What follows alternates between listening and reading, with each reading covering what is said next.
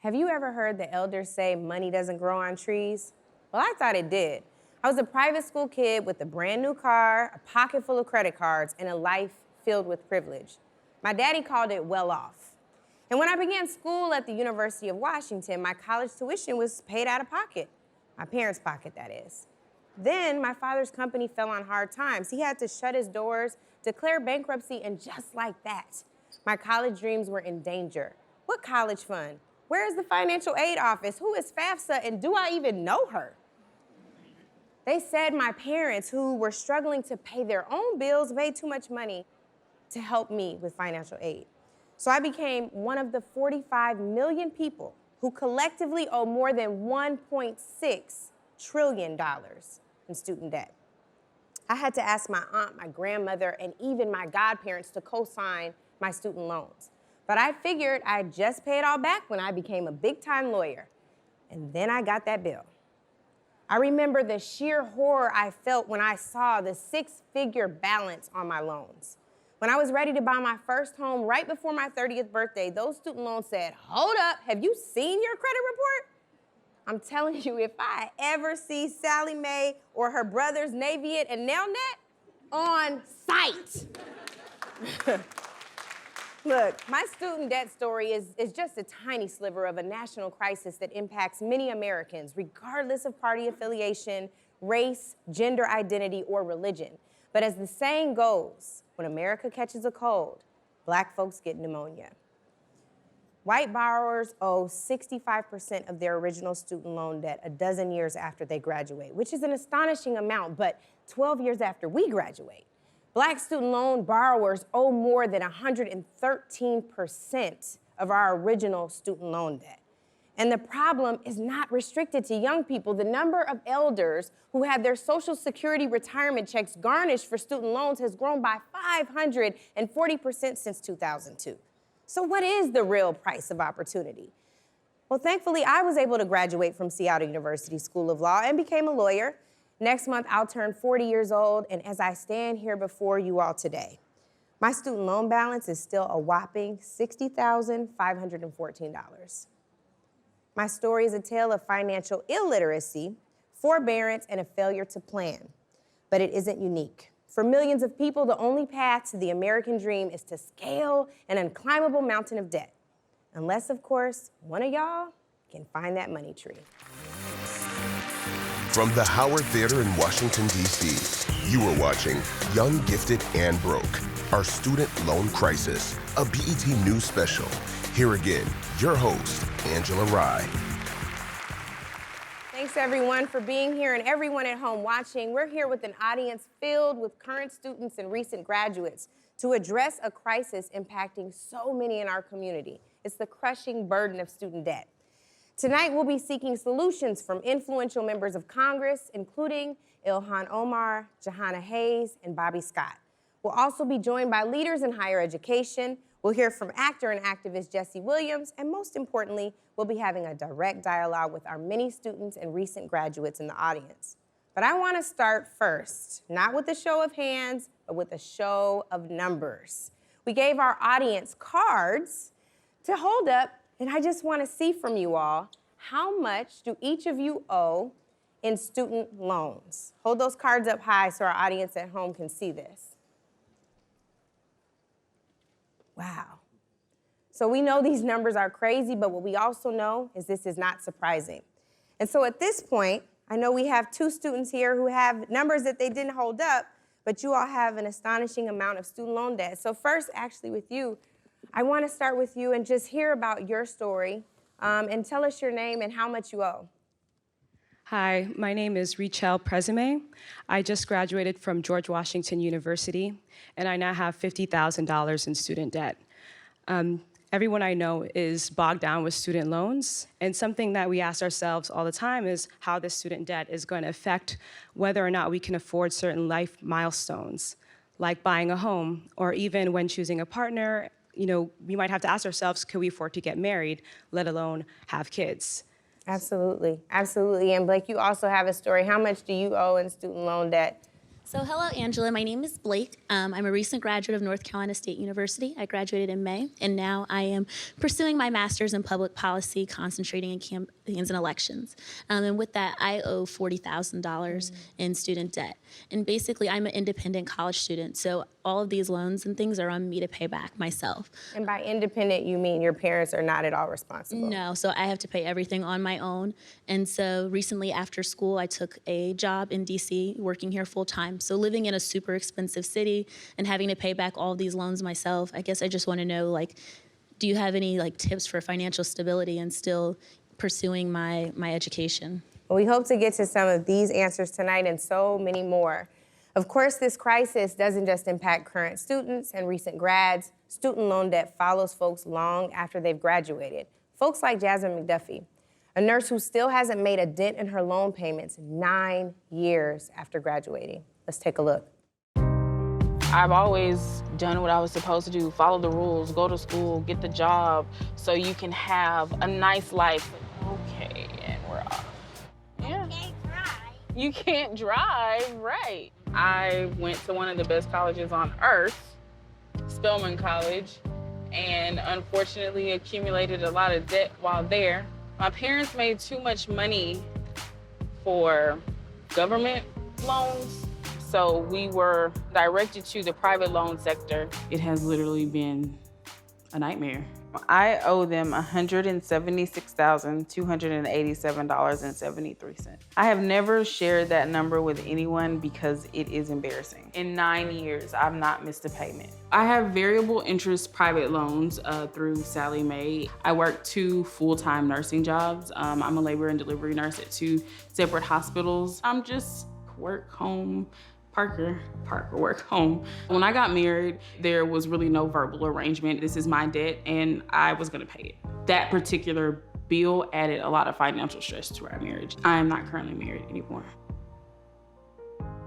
I am making it happen, and I am doing it by myself financially. I have been a teacher, and I'm currently a nurse. Both of those areas of work afford people who've worked for X amount of years loan forgiveness. I am not able to receive that because I have private loans. It is the exact same loan company that other people are getting their loans forgiven through. Because of the word private, they're untouchable. You can't consolidate them. You can't send in income-based repayment documentation. I will be 63 when my last payment is made. I went to school for, to pay it back for the rest of my life? I can't get out of it. I don't know where to go for help. It is disheartening to know that the number is definitely gonna go up in December because I will then be out of interest-only payments. $1,800 a month is more than my current mortgage. If you're not in a place to get the full rides, the government funding, you are in a place to set yourself up for a trap. That burden, that stress, that emotion is real. I want to turn now to 2 people joining us who also know the issue of student debt all too well. Congresswoman Ilhan Omar is a Democratic congressman from Minnesota. Since arriving on Capitol Hill, she has focused on finding solutions to the student debt crisis. Congresswoman Omar, welcome to the show. Thank you so much for having me. And also joining us is Michael Arsenault, a New York Times best-selling author and Howard University alum. Michael's next book addresses his own student debt. It's titled, I Don't Want to Die Poor, and neither do I, Michael. Welcome to the show, Michael. Thank you for having me. So I want to start with you, Congresswoman Omar. You have said, like I said in my open, that you're one of 43 million with student debt in this country. Please talk to us a little bit about your personal story. Yeah, I'm one of 45 million. 45 million. 45 million. And you know, it's been part of my journey and one of the reasons that drove me to run for office. I also have a daughter. Not only do I have student debt, but I have a daughter that's going to college in 2 years. And so the realness of this burden that we all feel shackled with has been real for me. I'm one of the people who are unable to purchase the home that they wanted to. I'm one of the people that are putting off, right, the dream to own that business, to create the kind of investment they want in the future that they want to have. And this idea that we are supposed to get an education to jumpstart a life and have a pathway to success has not been one that has been guaranteed to most of us. It comes with lots of stress. And so for my family, for my husband, it's been a real challenge to look at how much we're bringing in before getting to Congress, and to see, right, the amount of money that we have to write to pay off our student loan debt every single month. Yeah, and Michael, this is a story that you can relate to. You also have talked about the ways in which your family were enlisted in your higher education process. I take responsibility for my decision to fund my education in the way that I chose to do it. My mom told me that you could go to college, but I didn't know anything about the costs. I didn't realize maybe I needed to limit my dreams in some ways. I didn't think I needed to limit my dream. And one day at my high school, there was a recruiter. He looked like, I don't know, Chris Brown's like older brother in that same genre of bae. And so that, Not you know, a genre, babe. I might have been in denial, but I was tempted to talk to him. And honestly, he asked me specific questions. I've always been very specific about what I wanted to do with my life. He heard me, and through like a 30-minute conversation, completely changed my perspective about what I could do. I wish only a year before I had met him, because I really went after scholarships. I had several, almost 20 outside scholarships. I worked nonstop. My family, we did everything we could, but we went through the private loan system. I didn't know anything about it. That's my fault. People talk about financial literacy, but they also prey on people like me. That's an important piece, I think, because a lot of people think we made bad choices, and it's not about the bad choices we made. It's the system that's stacked up against you, right? When you're an immigrant, when you're the first to go to college in your family, when you're looking at, you know, having to pay your rent and all of these other things, and the only options you have is to take up more loans. When you think going to a private college gives you a bigger opportunity at a better life. All of that is the enticement that creates a system that preys on you. And Michael, you had your mom co-sign loans for you, right? Yes. There's an essay that I wrote for the New York Times, which is the basis of the book. It was interesting. The original digital title kind of alludes to the fact that I would never kill myself because my mom would still be on the hook for my loans. What I write about, what I write about in the book, and what I've written about already, and what I've talked about with many people who will listen, is that I am very keenly aware of how that debt affects you just beyond it's one thing is to not get a house and might delay marrying and dating. It impacts you on just a spiritual level. Yeah. You have to get up every single day and sometimes wrestle with the fact that, were you selfish for daring to think that you can dream the way you saw black people on TV or like some white folks? Wow. Were you selfish to think that, because at one point my mom had some words for my choice to want to go to one of these schools, but you know what, she believed in me, and she did it anyway. And I carried the guilt with me that I attached her name to that. I honestly didn't want to be like another man to let her down. Like, it's impacted me on a real level. Can't afford therapy yet because I got to get these loans up, but we almost there. But no, really. We're gonna find you some low-cost therapy options, because we all I've been need Googling that. around, yes. Okay. But no, it's just, I know how could that impact you on a day-to-day level. Yes. And so many of these narratives about millennials, about we're ruining the economy, buying avocado toast, they're talking about why we're not having children. Like, they're so banal, and none of these people want to talk about how the fact that you set us up for this in so many different ways. Like, this is a generational thing. It blows my mind. So I just have really tried to, on a personal level, make real peace with my choice. It's really hard for people to tell you to shake things off. I don't always want to be a sad Mary J. Blige album, but sometimes that's just where I'm at. You're not. But no, you're really, not. like, I'm paying over $1,000 a month, and I've been doing that for well over a decade. And maybe I should not have chose to be a writer, but to be honest, I mean, do you know what the median income is? I work hard till I exceed that. I'm still broke because I'm set up for this. And I think about what my life could be if I just with private loans, I don't even negotiate with you. Yeah. It's like the government loans will at least let that interest accrue, and that's on you. But the private people were like, you better give me this money or I'm gonna ruin your life. Well, I And that's I it. told her about it at the beginning, as you heard. And unfortunately, we are out of time for this block. But Michael, I thank you so much for being here to share your story. We need to take a quick break. Much more to come. Stay with us. Coming up, Congresswoman Ilhan Omar outlines her plan to eliminate student debt. Plus, star Jesse Williams and a major policy announcement revealed on our show. Stay with us. Welcome back to our BET News special, Young, Gifted, and Broke, our student loan crisis. Here again, your host, Angela Rye. Knowledge is power, and tonight we are talking about how student debt is threatening the financial health of an entire generation of Black students and their families. The investment in higher learning is valuable, but is it too costly? Still with us is Congresswoman Ilhan Omar, and I want to welcome journalist Danielle Douglas Gabriel, who covers student debt for the Washington Post. Danielle, I want to start with you for a quick explainer in case anybody at home missed it. Can you talk to us a little bit about why the cost of college education is so high and how we got here? There are a couple of factors at play. There's been a lot of state disinvestment in public higher education in the last few decades. And when you lower the amount of money you're appropriating to public colleges, well, then they have to raise tuition, or at least they say they have to raise tuition in order to offset that money.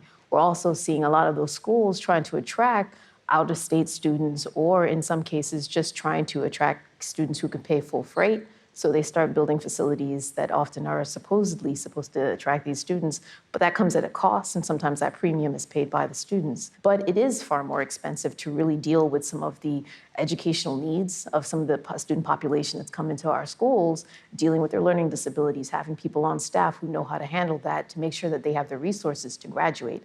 But the reality is, oftentimes, a lot of students of color are ending up at schools that don't have the resources to serve them entirely, and so they don't complete.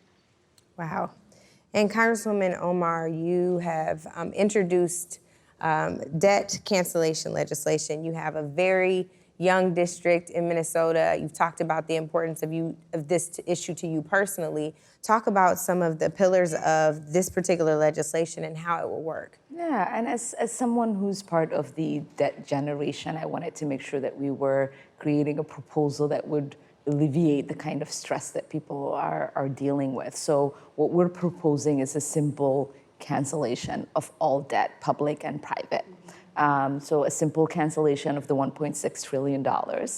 And the way that we will pay for it, in the next 10 years is to add a small financial transaction to speculators on Wall Street. We believe that we had the opportunity to bail out Wall Street, and now Wall Street gets the opportunity to bail out the American people.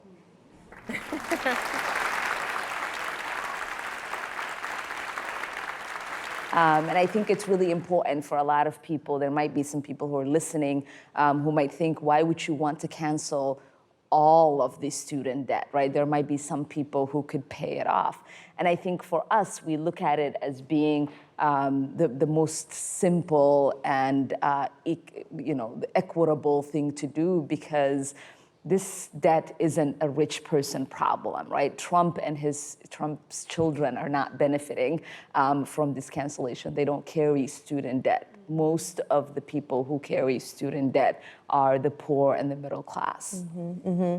And Danielle, what are the arguments against debt forgiveness? I think the issue is making sure it's comprehensive. For some students, taking on debt is an investment. They can pay it off, and that's fine. For other students, taking on debt is actually disheartening for their families because they don't have the resources to help them out when things get difficult, and perhaps they should never be the ones to borrow. So that's when you start thinking about the investment in free college and 2- and 4-year schools, higher education, investment in private universities that are doing the hard work of educating students that need that kind of extra support but don't have the resources to do that. And by that I mean our MSIs, our HBCUs. And those institutions just don't get the same level of resources that the more prestigious ones do. So we have a student question in the audience. Sky Webster, where are you? You're carrying $15,000 in student debt. $16,000 in student debt. And what's your question? Representative Omar, If public colleges became tuition-free for all, how can you ensure that we remain competitive with private colleges? Also, is it possible to protect the quality of these colleges and they ensure that they don't become watered down like many public K through 12 schools? We certainly, yeah, that's a really great question. And I think when we're looking at, right, all of these proposals, we have to make sure that we're putting protections in place so that 10 years from now, 20 years from now, we're not looking at a system that has now become inequitable for a lot of people. And so we want to make sure that when the investment is being created, that protection is in place. And I think the important piece to this is that there has to be a recognition that education is a public good. Right? Education doesn't only benefit me as an individual, it benefits all of us. And so around the world, governments invest in education because they understand that's an investment in their country and that's an investment in their world. Now we need to have an understanding that higher ed is part of that basic education that people need in order to have that pathway to prosperity. Thank you, Congresswoman Omar, for joining us. Danielle Douglas-Gabriel is going to stay with us. Our BET Town Hall on the student debt crisis will continue after the break. My name's Gabby. For undergrad, I went to Northwestern University and grad school at DePaul University, and I have about $100,000 in debt. For me, debt sucks because I always subconsciously feel weighed down in every financial decision that I make. I also feel pressure to get a high-paying job instead of following my true passion, which is doing more grounded work, nonprofit work, education, and being able to help the community. I think if I was debt-free, I could move around life being more of my true self. You are watching Young, Gifted, and Broke, a BET News special. Here again, your host, Angela Rye. Welcome back. Washington Post journalist Danielle Douglas-Gabriel is still with us, and we are now joined by another rising star in Congress, Representative Jahana Hayes of Connecticut, who is a former school teacher and National Teacher of the Year. Welcome to the show. Thank you. Thank you for having me. Absolutely. So I want to focus this part of our show on two terms we hear all the time: predatory lending and for-profit colleges. Danielle, let me first start with you. What do those two terms mean, and why should we be paying attention to them? Predatory lending, very broadly, means there are certain lenders out there that will kind of saddle you with onerous terms, high interest rates for debt that they know that you probably can't afford to repay.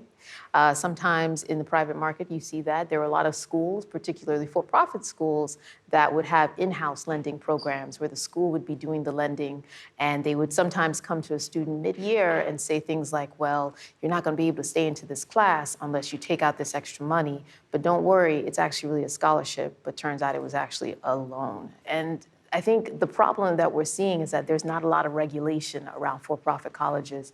There used to be. This administration has done its best in order to strip out a lot of those regulations. So the kind of accountability measures that would ensure that students weren't facing certain onerous behavior or certain predatory behavior is no longer in place. Congresswoman Hayes, we know Education Secretary Betsy DeVos just made it more difficult for federal student loan borrowers to cancel their debt on the ground that their college defrauded them. The move is projected to save taxpayers more than $11 billion over the next decade, but is it even worth it? No, absolutely not. This administration, specifically this Secretary of Education, is not a friend of education. She has over and over again stripped away the rights and protections. And to your last point, when you said it'll save the country billions of dollars, I myself have over $100,000 in student loan debt. And when people say, I heard the young men in the first block talk about, did I make the right choice? You know, don't I get to dream too? Mm-hmm. Don't I get to pursue a higher education? I'm the first in my family to ever go to college, the first to graduate. Went to a community college, four-year institution, and then in order to be a teacher, had to pursue a master's degree. But this idea that only certain schools are reserved for certain people, don't I get to dream? There's a responsibility of our education secretary and our Department of Education to protect the student. Where does that happen? And this administration is not doing that. Well, speaking of leaders, absolutely, yeah. Speaking of leaders who will protect students and graduates, from that, you have a policy announcement that you want to make on the show. What is that announcement? Yes, the Pell Grant Restoration Act. Currently, schools that have been found to defraud students, there is some debt relief that you can apply for and be eligible for. But even if the loan is forgiven, you don't get your Pell Grant eligibility restored. Right now, you only have 12 full-time semesters of Pell Grant eligibility. So if you've spent 6 of them at a predatory school, even if the loan is forgiven, you've lost 6 full-time semesters of eligibility. I think that once the loan is forgiven, you should get that eligibility back. Because all I want is a chance. Just the same level playing field as everyone else. That's amazing.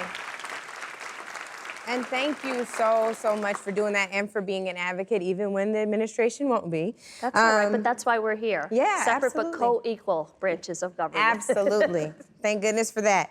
So we have another student question in the audience from Maria. Maria, where are you? Hi, so my name is Maria Filippo. I'm a recent graduate of the University of Massachusetts at Amherst, and I currently owe over $42,000.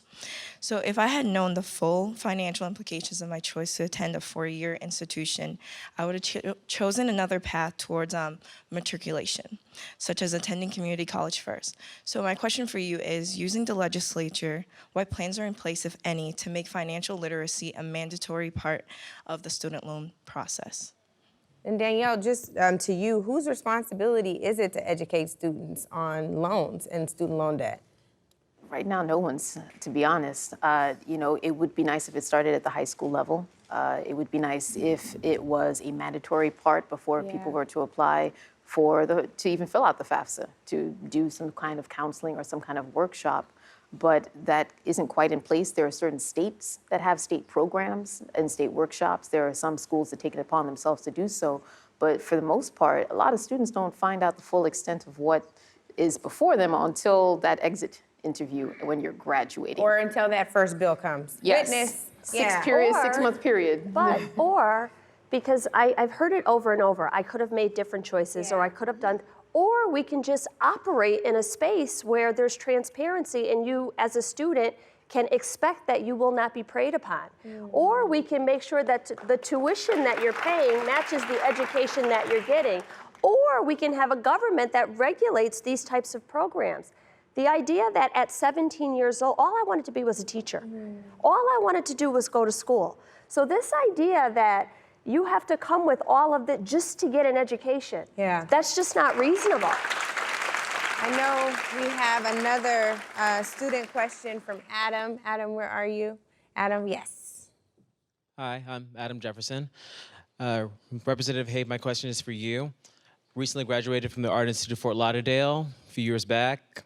I was able to get some of my loans forgiven, but I still owe $20,000 in debt, and I have to repay that. I, along with a few of my other classmates, are wondering how your legislation is going to be able to help us, especially when we were promised jobs that did not happen and are not going to happen for people of our background. I have a little bit of a different take on loan repayment. I think that we should have up to $50,000 repaid. I think that we should have some loan forgiveness, that private loans should be handled in the same way as public loans, that you should be able to refinance those loans, and if there is some predatory lending in place, that the federal government, more specifically, the Department of Education, should protect you and all students from that type of practice. Absolutely. Congresswoman Hayes and Danielle, thank you all so much. We have to take a quick break.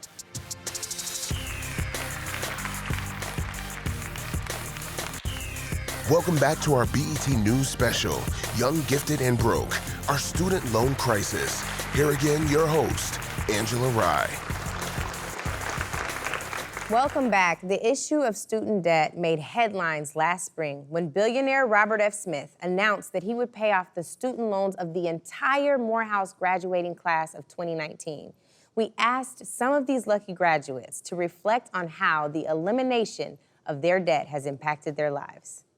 Even though it's graduation's a happy day, you have this cloud of knowing that you're in student debt. Family members are bringing it up. People at the school is bringing it up. people in line are bringing it up. It's like, can I just celebrate for a minute? On behalf of the 8 generations of my family who have been in this country, we're gonna put a little fuel in your bus. Mr. Smith, when he gave the announcement, it was said in such a calm way, so we didn't catch it at first. And my family is making a grant to eliminate their student loans. There's a quick silence where everyone's just looking around and thinking, whoa, wait, cool. And it really had to sink in. I was texting my family, did he really say that? What did he say? He's paying for our loans? What's going on? You all are debt-free. I'm giving him a hug. I give the guy next to me a hug. I think that college should be free. I think it should be free for people who can't pay for it, people who just don't have the means to obtain that higher education. Not to sound like a pessimist or anything, but sometimes when I hear that, it's like, in 5th grade, you had that president who wants to run for student class president. We're gonna have pizza parties on Friday. Let's be real. Every Friday, we're not gonna have a pizza party. We live in America, which is built off of capitalism. Knowing that I have my debt paid off means that I can pursue other opportunities, such as law school, such as possibly pursuing a master's. The weight off my shoulders. This gave me a sense of freedom. I can follow my dreams. I can take risk. I can, do things that other people get to do who have more financial power than me now. Continuing our town hall, I'm joined now by 2 gentlemen who know the issue of student debt very well. Congressman Bobby Scott from Virginia is the chair of the House Committee on Education and Labor, and Dr. Wayne Frederick is the president of Howard University. Thank you both for being here. Yes. We might have some Howard fans in here. Dr. Frederick, can you talk to us about how Howard specifically is addressing the student debt crisis? One of the concerns I have is cost. So we charge our tuitions about 40% less than other private institutions, and we have continued to not have that escalate at the same rate as escalated elsewhere. We take in 60% Pell Grant students in undergrad for a private institution. Again, very unusual. We take in even more than a lot of public institutions in the country. We also are trying to be pragmatic about solutions. So we have a rebate program, tuition rebate program. If you graduate on time or early, we give you back 50% of your direct costs that you paid in the last semester. And I think we have to start focusing on 4-year graduation rate and even build a 3-year graduation rate for our underrepresented students who are academically gifted and give them the opportunity to get there. That's amazing. Thank you, Dr. Frederick. Absolutely, give it up. I'm gonna turn now to the audience for more questions. Amir, what's your question? Thank you and good evening. My name is Amir Bayena and I am an entrepreneur from the University of Pennsylvania. I am 24 years old with $30,000 in student loan debt from the federal government, and currently I just started my own business. Shouldn't there be a income-based repayment plan for anyone in my position? Well, there is an income-based repayment plan where you can pay a percentage of your income, and after 10 or 15 years, depending on the payment plan, the rest of your loan will be discharged. One of the problems that you have to be in the right plan, and one of the problems we're running into is the Department of Education isn't telling people what plan you need to be in and what repayment plans there are. But income-based repayment is already, so if you're just making a little bit of money, you pay a little bit on your loan. Thank you, Mr. Scott. And we have another question from Talik. What is your question? My name is Tyleek McMillan. I'm a recent graduate of the illustrious North Carolina Agricultural and Technical State University. And like many, I want to pursue my education. I'm $35,000 in debt, and I want to go to law school to one day be a great lawmaker like you all. So what someone in my shoes do so I don't add on to the $35,000 that I'm already in debt? If you go into law school, you're going to incur some debt. One of the things we've seen is that those who get professional degrees can pay off huge loans. But we need to address the underlying problem. Colleges and professional schools, particularly state colleges, are charging too much in tuition. Several decades ago, states were paying about 2/3 of the cost of a state college education. Student responsible for 1/3. Now the states are only putting up 1/3 and often less than that. We need to get the states, coerce the states into getting back up to 2/3, so it's more affordable. Pell Grants need to be significantly increased. When Pell Grants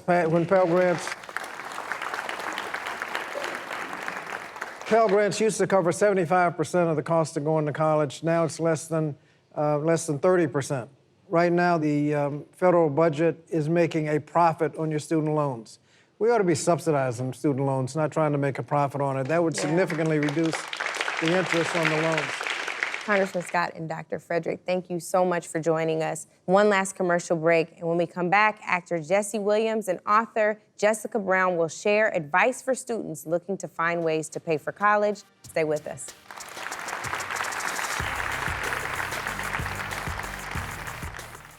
You are watching Young, Gifted, and Broke, a BET News special. Here again, your host, Angela Rye.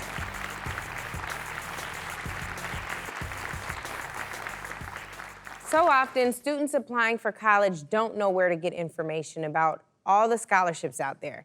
That led a young entrepreneur to come up with an innovative platform to address that problem, and he got a familiar name to help. As a student, I struggled in college with the stresses of student loans and being able to pay for school every single semester, doing ROTC and working work-study jobs and 2 other jobs and coming up with that extra $5 grand, $8 grand, $7 grand semester to semester, worried that I was gonna have to drop out. Well, some people in this country have their entire family tree is literate in that language. They've done it, they know the shorthand, they can grandfather you in, they've got legacy, whatever, but they can just speak about it. You have a community. Some people don't know anybody that knows anybody that knows anybody that has attended, graduated, or benefited from a high school degree, never mind a college degree. Oftentimes, a lot of scholarships actually get no applicants. There's scholarships like from Walmart and big corporations that sometimes got like 12, 13 applicants. The problem is it's so hard to find different things, and you have to filter through scam. And then once you go through a list, you're like, okay, I got to go list 100 scholarships, and I don't even know if any of these qualify for me. So they're like, I'm exhausted just thinking about having to do it on a schedule of an 18-year-old. Yeah, so that's another big thing that we do is actually make sure the scholarship that you're getting matched with actually are relevant to you. And the machine learning learns more about you and how you use the app, and we actually rank the scholarship based on your likelihood to get them. We all know people who had to step out of school. It didn't quite finish, and you always think you're gonna go back, and it's a really hard thing to do. So this is really about helping working people from working class families and people who can really just continue it, because one little step to keep you on track can make a world of difference down the line.